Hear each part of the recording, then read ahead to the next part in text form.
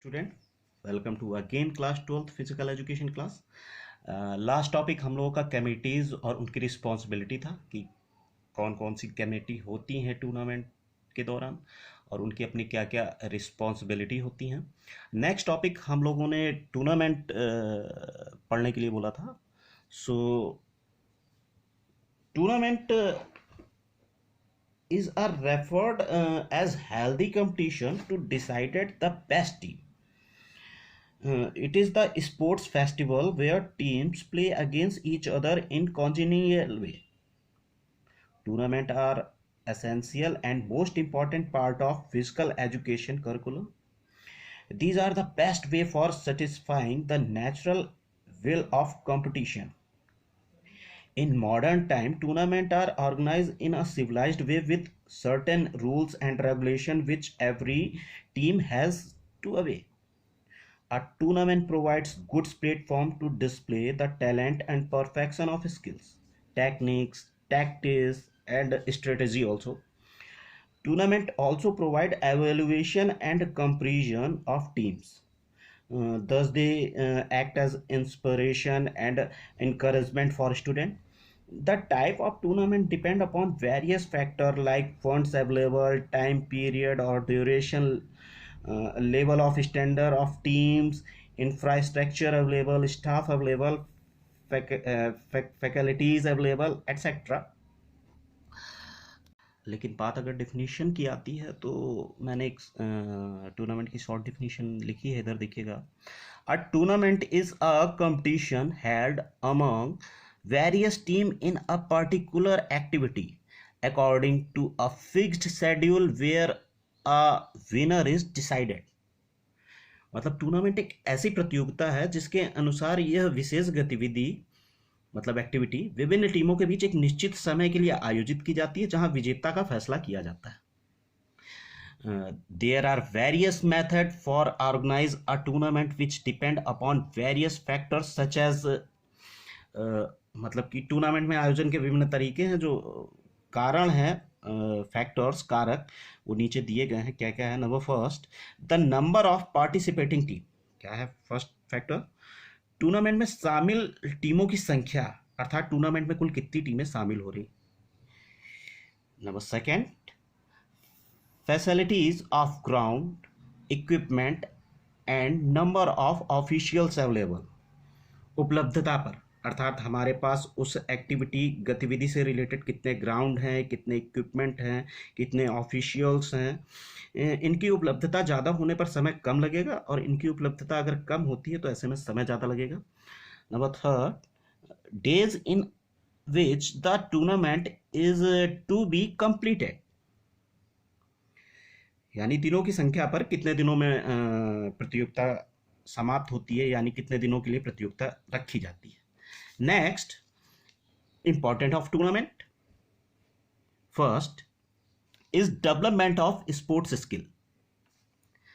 Various skills of sports are developed in tournament. प्रतियोगिता के दौरान जब भिन्न भिन्न टीमों के बीच मैच होते हैं तो प्लेयरों को एक दूसरे के कौशल को देख के सीखने को मिलता है, जिससे खिलाड़ियों की खेल की शैली में सुधार आता है। Next, helpful in selection of player. Good player can be selected easily by observing their performance in the tournament. किसी भी टूर्नामेंट के दौरान खिलाड़ियों की असली पहचान होती है क्योंकि उस समय बहुत से रेफरी, ऑफिशियल्स, मेंबर और सेलेक्टर आपको देख रहे होते हैं।